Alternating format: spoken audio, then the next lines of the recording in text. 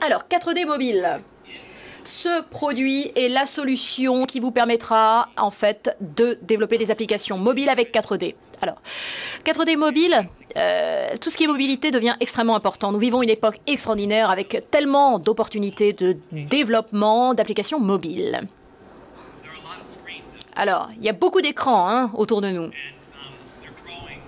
Et en fait, il y en a de plus en plus. Alors, vous voyez ici un histogramme qui vous montre en fait eh bien, la croissance exponentielle en smartphone et en tablette. C'est absolument édifiant. Alors, quand on regarde les statistiques, c'est effectivement assez incroyable. Les gens les utilisent de plus en plus et il devient presque possible de penser à remplacer son téléviseur. Alors, ils utilisent ces applications tout le temps pour des jeux vidéo, pour faire leur shopping, pour aller au restaurant, et tout le temps. Le week-end, le matin, le soir, en semaine. Et, eh bien, vous vous rendez compte, dans le son de ma voix, que c'est effectivement, c'est dur de suivre tout cela. Alors, moi, je vous conseille de... Voilà, on s'arrête. On respire. Et en tant que développeur, il n'y a qu'un certain nombre de choses qui sont vraiment importantes et qui vont changer la donne pour nous. Alors, vous vous rappelez la statistique qui dit que 82%, plus de 82% de cette utilisation de tout ce qui est outils mobiles, en fait, se passe à la maison. Alors, on va garder ça en tête. Il y a une autre statistique que je voulais souligner également. Dans tout ce que font les gens, réseaux sociaux, emails, regarder des films, tout ça, eh bien 20% de tout cela, eh bien, en fait, c'est 20%, c'est autre chose. Et c'est là-dessus qu'il faut que nous nous concentrions. Donc, 82% de tout cela se passe à la maison. Et 20% en fait constitue en fait un possible, une opportunité qu'il faut saisir. 20% ne se fait pas à la maison. Alors, mais de quel outil mobile est-on en train de parler? Si on pense à ça d'un point de vue business, eh bien, cet outil est un outil personnel. Chaque personne amène sa propre tablette, son propre smartphone au travail et l'utilise. Ça, c'est un peu un problème pour nous parce que il y a en fait des éléments nouveaux qui émergent à cause de cela. Donc, en fait, c'est l'utilisateur qui décide de ce qu'il veut utiliser. Moi, je vais décider que mon mini iPad, ça va être ça que je vais utiliser. Alors, on appelle ça le Bring Your Own Device, BYOD. On apporte son propre outil, sa propre tablette, son propre smartphone. Alors, on va garder ça en tête également. Alors, bien sûr, comme c'est mobile, eh bien, on se déplace. Et parce que c'est si facile de se déplacer avec ces outils mobiles, eh bien, il y a des questions de sécurité. Il y a des problèmes de sécurité qui, eh bien, sont spécifiques à cette mobilité. Alors, la tablette, c'est un très bon exemple. À Las Vegas, tout le monde avait le même modèle.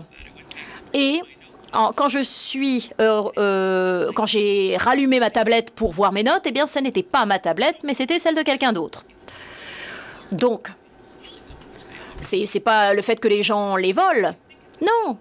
C'est, par exemple, quand vous l'oubliez, quand vous le laissez au boulot, vous dites « Ah ben non, mais je l'ai laissé au bureau, non, je l'ai laissé chez moi. » Bon.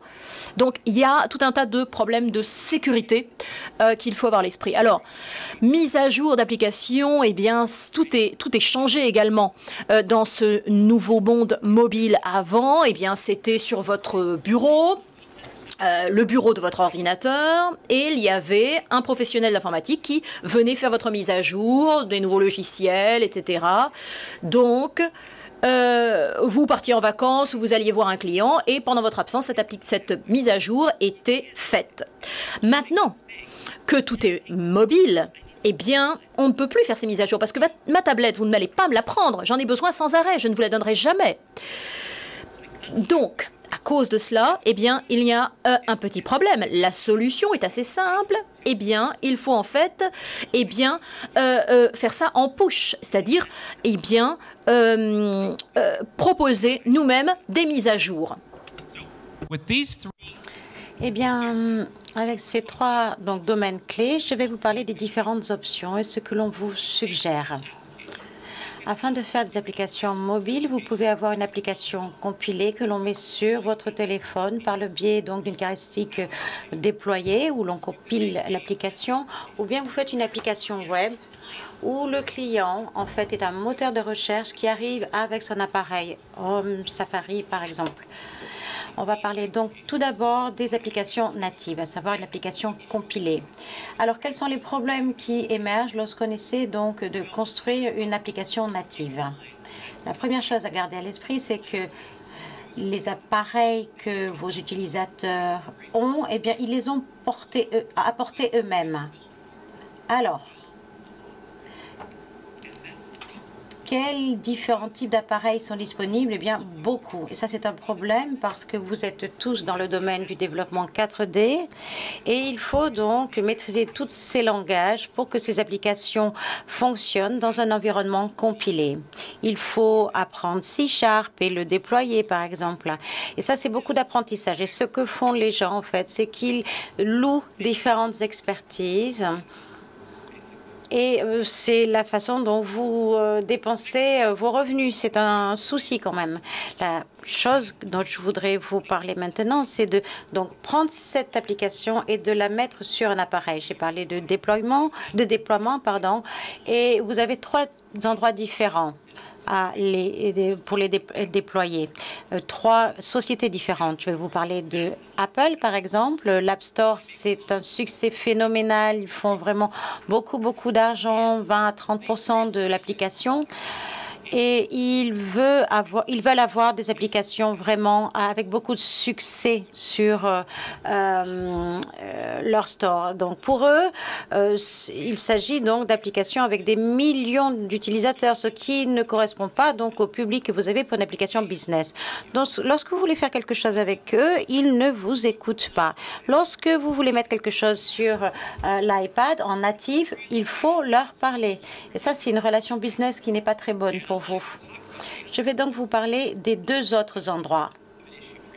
Et ça représente un problème pour vous parce que vous ne contrôlez pas le déploiement. On va parler maintenant de sécurité.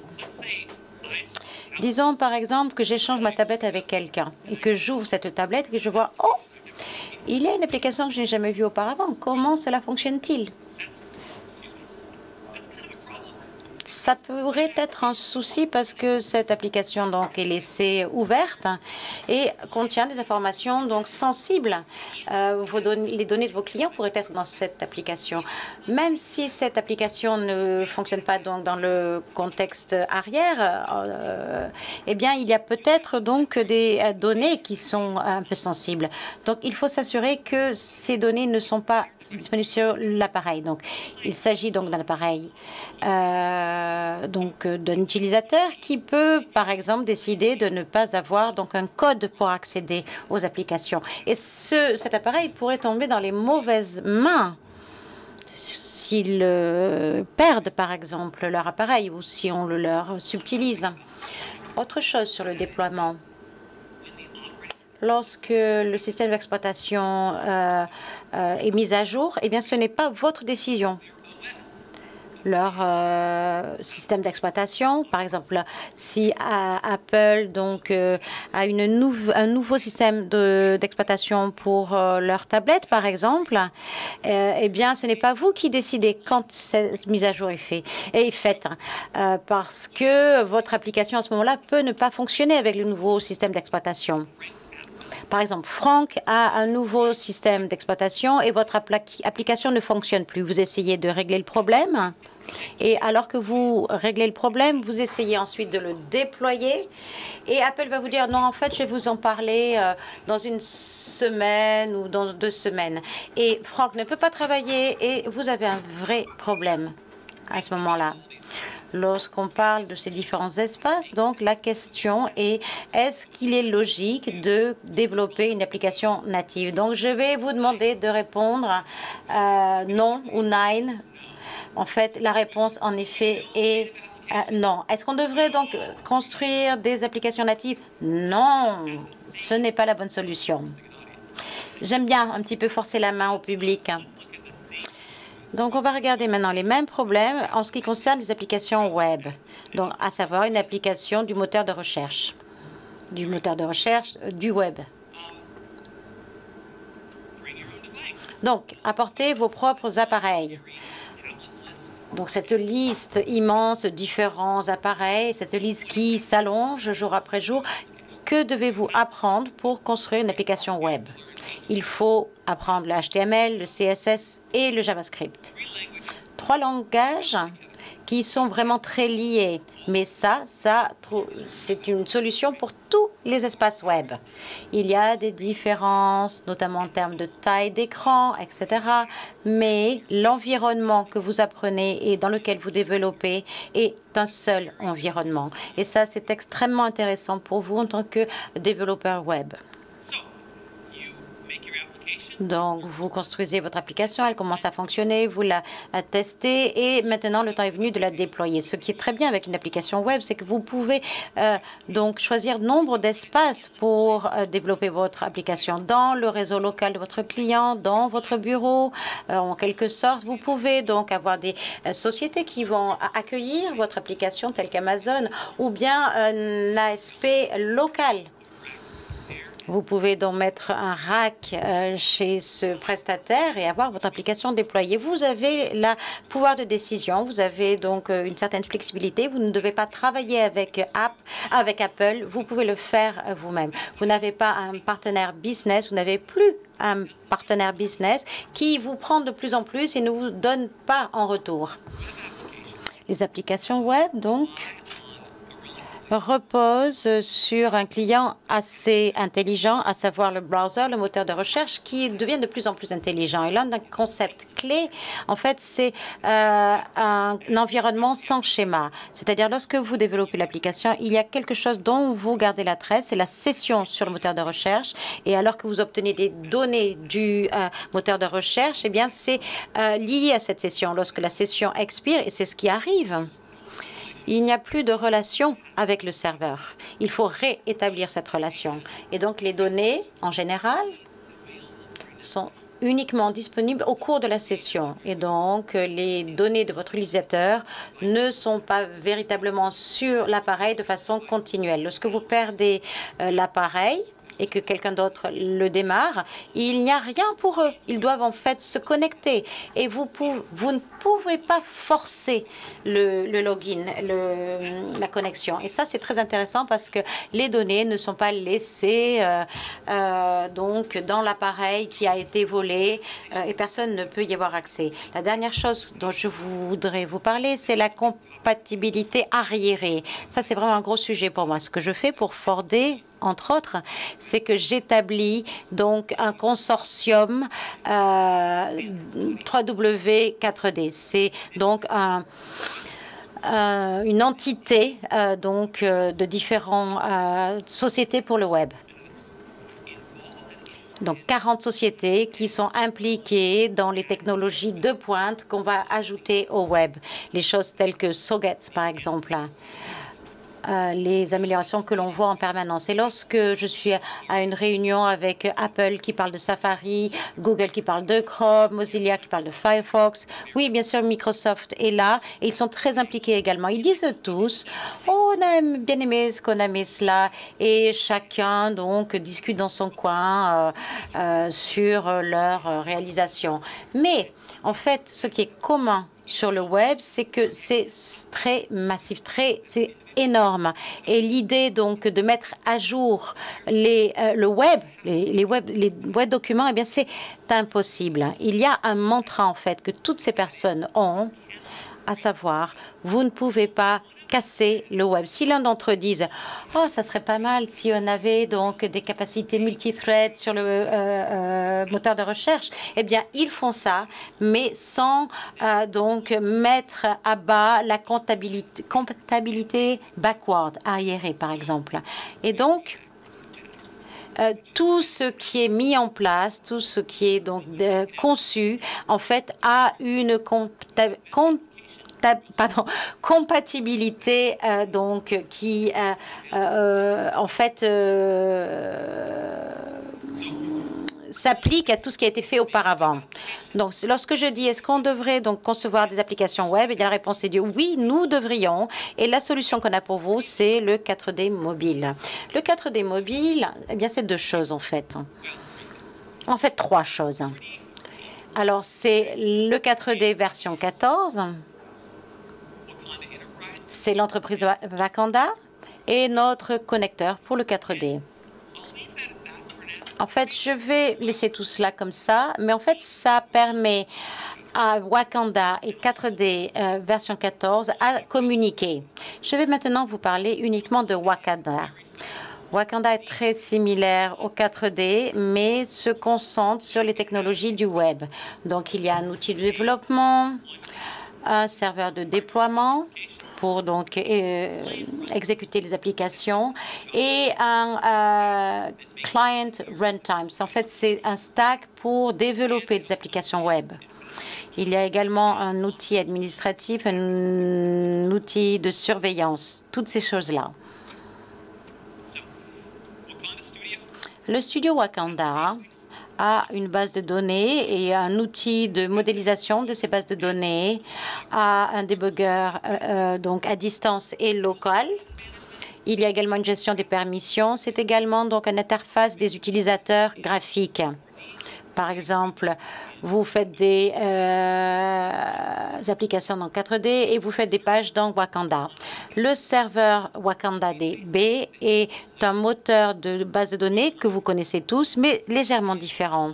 Il s'agit en fait donc d'un serveur web qui est donc encastré et qui en fait sont attachés l'un à l'autre de façon assez élégante. Et je vous en expliquerai plus un petit peu plus tard. Le cadre du client maintenant. Donc pour construire des applications web, eh bien l'environnement du moteur de recherche est un peu difficile à gérer. Les inspecteurs web maintenant que vous connaissez et que vous avez dans 4D, eh bien nous avons une couche dans le browser qui vous fait ressentir en fait que lorsque vous développez un client 4D, eh bien, il y a des choses assez similaires dans Wakanda. Mais je vais vous donner plus de détails un petit peu plus tard. Et la dernière partie, c'est donc l'administration des données, l'administration du serveur. En fait, on gère l'outil d'administration par le biais d'un moteur de recherche web.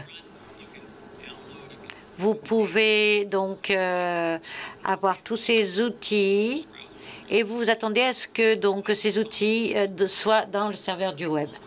Wakanda donc a un stack de technologie et nous avons le sentiment que moins de choses à apprendre est une chose positive. Donc on utilise JavaScript bien sûr et le HTML par exemple ainsi que le CSS. Donc ça c'est le projet Wakanda. Je vais vous montrer maintenant comment vous êtes connecté au 4D. Pardon.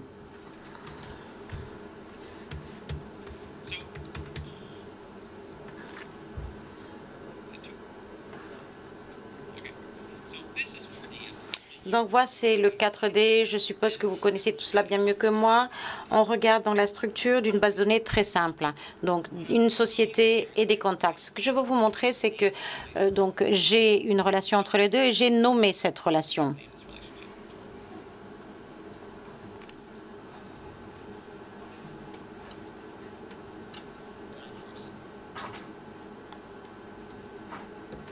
Est-ce que j'ai bugué ici? Oui, en fait, c'est ce qui se produit lorsque vous faites des choses de stack à stack.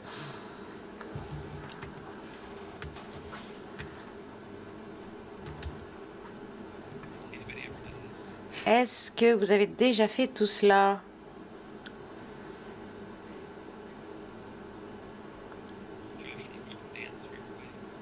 Joss, peut-être que tu veux nous faire une petite danse, là, une tarentelle, par exemple.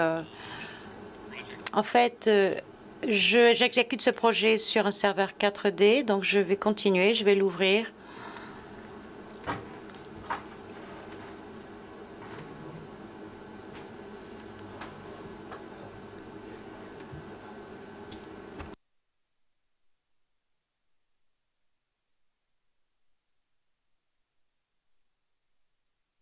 En fait, ce dont j'ai besoin, c'est d'un expert 4D.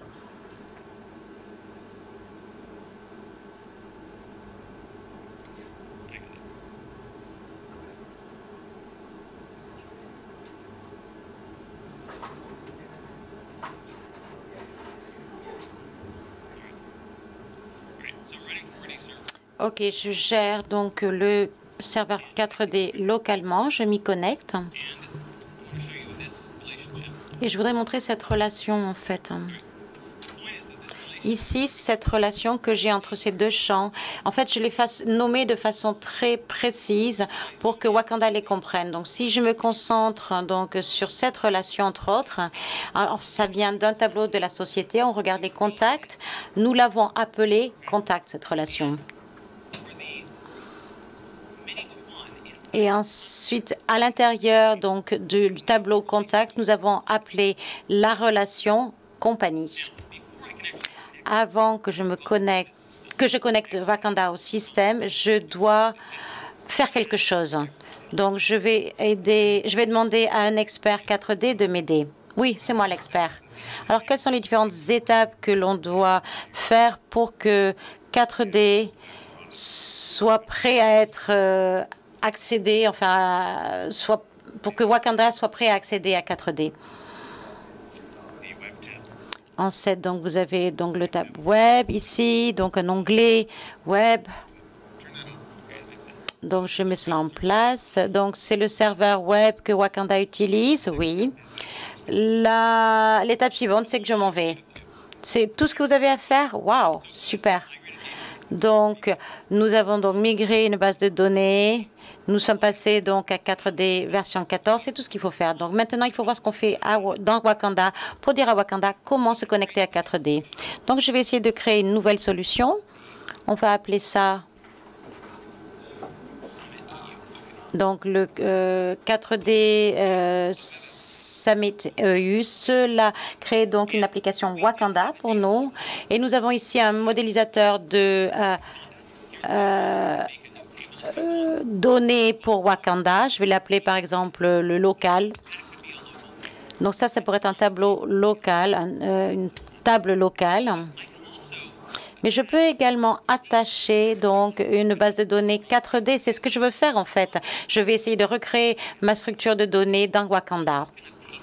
Donc je vais essayer de copier une ligne de code. Alors on va essayer de regarder ce que fait ce code.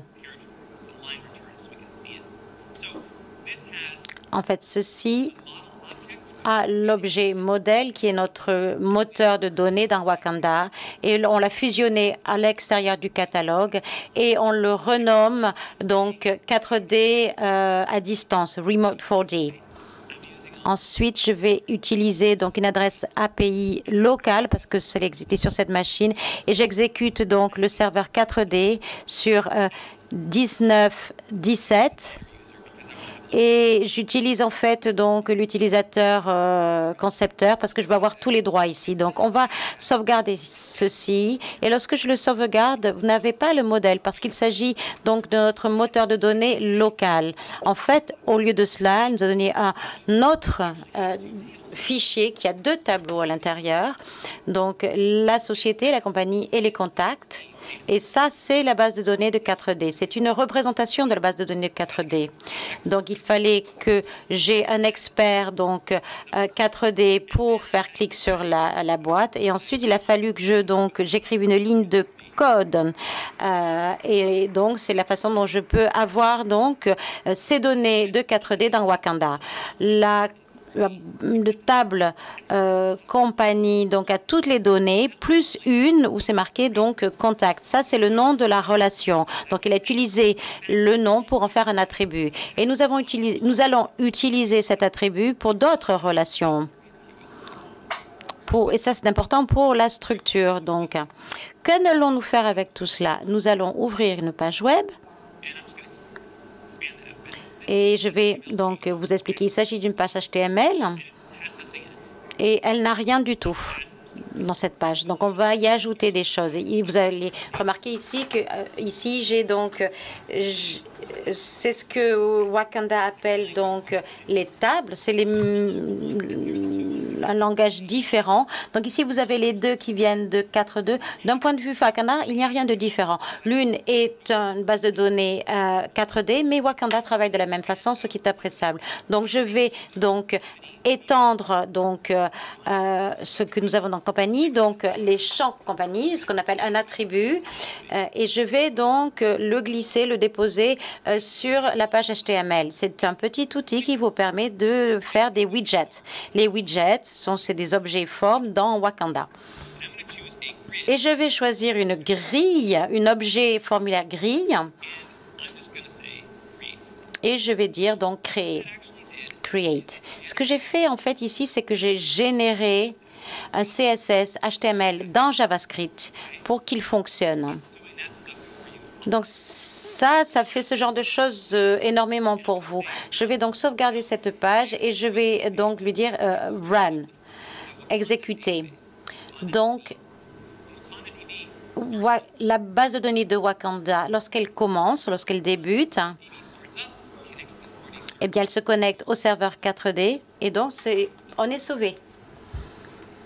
On va voir ce que cela effectue, ce que cela fait. Donc voilà une page web. Donc voilà avec les données de 4D. Ça, c'était facile. De plus, ce widget ici vous permet donc de faire défiler un certain nombre de records, quelques 14 000 sociétés ici dans la base de données de 4D. Donc une poignée de main entre les serveurs Wakanda et 4D. J'ai mis juste une ligne de code dans l'application et tout cela fonctionne. Vous pouvez applaudir, applaudir, ça ne me dérange pas. Mais il y a plus que tout cela. Ce que j'ai dit, c'est que cette idée de relation encastrée, intégrée, s'appelle donc des attributs reliés ou liés. Je vais créer dans cette page donc un attribut relié ou lié qui va me donner une référence de table. Donc je vais ajouter ici dans cette compagnie, cette société que j'ai déjà donc déposée sur la page. C'est déjà dans la page. Donc je vais utiliser la relation dont on a parlé précédemment, qu'on appelle contact de compagnie, de société, pour avoir accès aux données dans Contact. Et parce que j'ajoute cela à la page, cet espace donc est lié par le biais de la relation. C'est simple. Donc je vais ajouter cela et voilà donc la table. Je vais donc prendre le nom de famille, le prénom et je vais ajouter le téléphone et je vais ajouter cela donc sur la page HTML et je vais dire donc again, encore. Donc ici on devrait voir les téléphones, le numéro de téléphone. Je vais sauvegarder la page. Je reviens donc à mon navigateur web et je le rafraîchis. Donc nous avons donc les sociétés, nous avons également les contacts. La relation va gérer tout cela pour vous. Où il ne faut pas à nouveau créer les contacts, ça se fait automatiquement. Donc si je clique sur compagnie, on a les contacts pour ces différentes sociétés. C'est vraiment aussi facile que cela. C'est fantastique. On peut ajouter donc des widgets qui vont donc soutenir l'édition. Donc cette application a été créée assez récemment, mais on a du code dans cette application véritablement. Il y a un petit peu d'expertise dans le système tout de même. En fait, nous avons uniquement un petit trigger, un déclencheur. Et ce que ce déclencheur fait, c'est que si donc il y a un nom de famille qui a un numéro, eh bien ne sauvegardez pas ce numéro. Ça, c'est la logique que nous avons dans 4D. Comment va faire Wakanda avec tout cela? Donc, je vais essayer de mettre mon numéro à la fin de mon nom. Et ça, ce n'est pas OK. Et je vais cliquer là-dessus. Ici, donc Wakanda va envoyer un message d'erreur parce que 4D va lui dire non, ça c'est pas possible. Donc pour l'utilisateur final, je veux que ça soit un petit peu plus propre. En fait, on va utiliser cette logique business.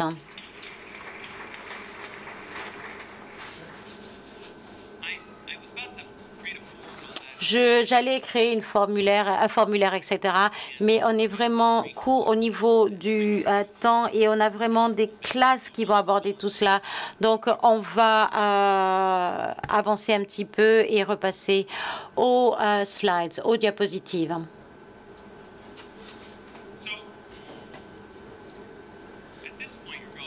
Alors, pour le moment, vous dites, ouais, ok, super, je vais essayer de gérer tout cela parce que vous êtes des développeurs et vous aimez bien faire ce genre de choses. Il se peut que vous pensiez, ça me semble que ça fait beaucoup de travail pour réécrire mon application que je développe depuis 20 ans.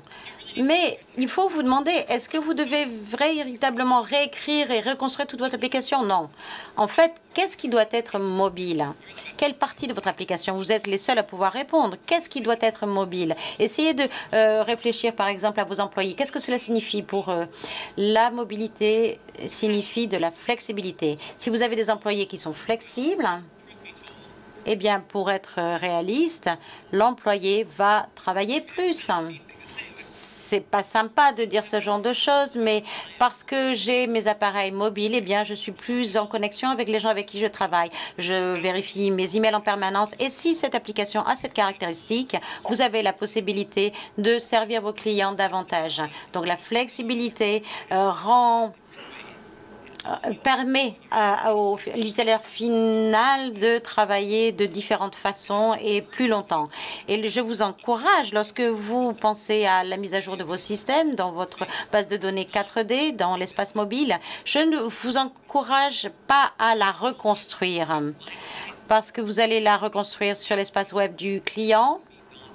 Eh bien, ça sera assez difficile sur l'environnement web.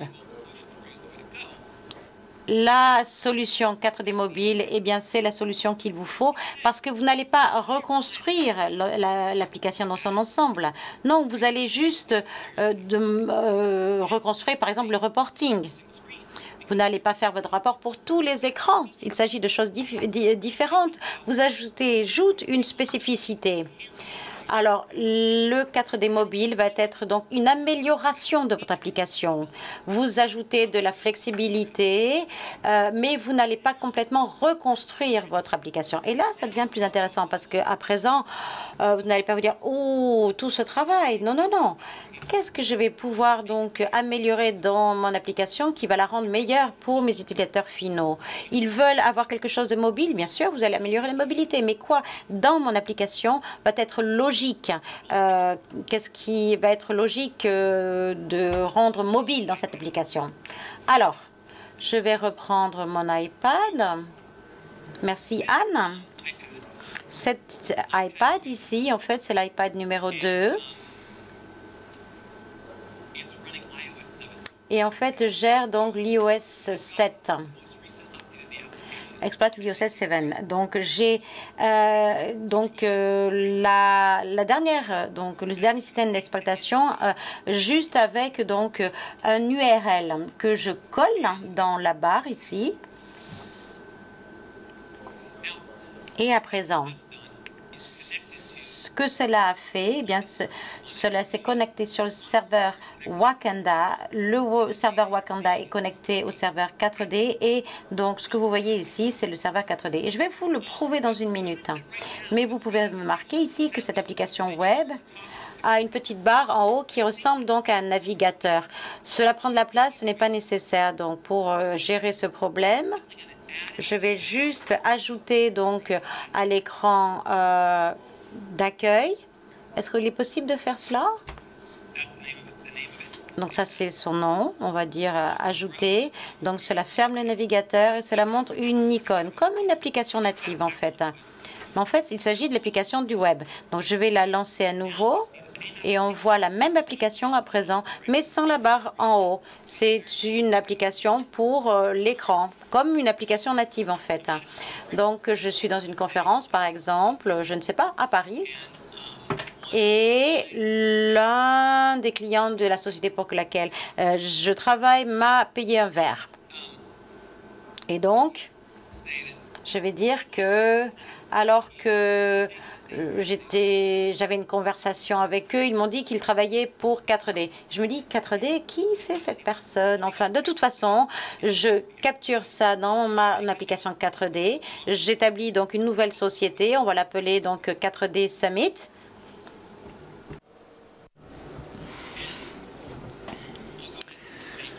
Alors, je l'enregistre. Disons que j'ai été distrait, quelqu'un d'autre m'a invité pour prendre un verre. Ce soir-là, je suis sorti, j'ai fait autre chose. Et donc, j'ai terminé d'utiliser l'application. En fait, j'ai dû consulter un plan pour retrouver mon hôtel. Alors, de retour au bureau, à San Jose, Ad reçoit un appel. Je lui ai dit, j'ai rencontré quelqu'un au 4D Summit, il s'appelle Ken ou Kevin, quelque chose comme ça. Je pense qu'on a un dossier sur lui parce que c'était un client il y a très longtemps. Et donc, Ad, qui retourne à l'application 4D, travaille à son bureau sur un poste de travail. Il a un laptop, comme vous le voyez. Il a tout un clavier. Et derrière lui, il y avait tout un classeur avec des feuilles, des dossiers. Et donc, il est dans le bon environnement pour faire ce qu'il doit faire.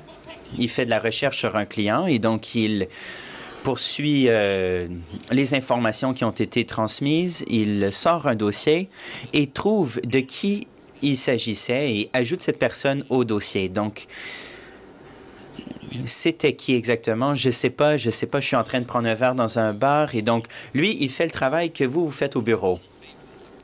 Il l'enregistre. C'est bon, c'est fait. Un peu plus tard, je prends mon iPad, j'ai quelques minutes pendant la pause, et je vois cette même personne qui prend un café, Ken, Kevin. Je me dis, mais c'était quoi son prénom? Et donc, j'ouvre l'application, je la lance et je me connecte au serveur. Et en passant, si Ad avait lancé une nouvelle version de l'application, je recevrais la nouvelle application sur mon iPad, où que je sois. Et donc, je fais la recherche 4D Summit.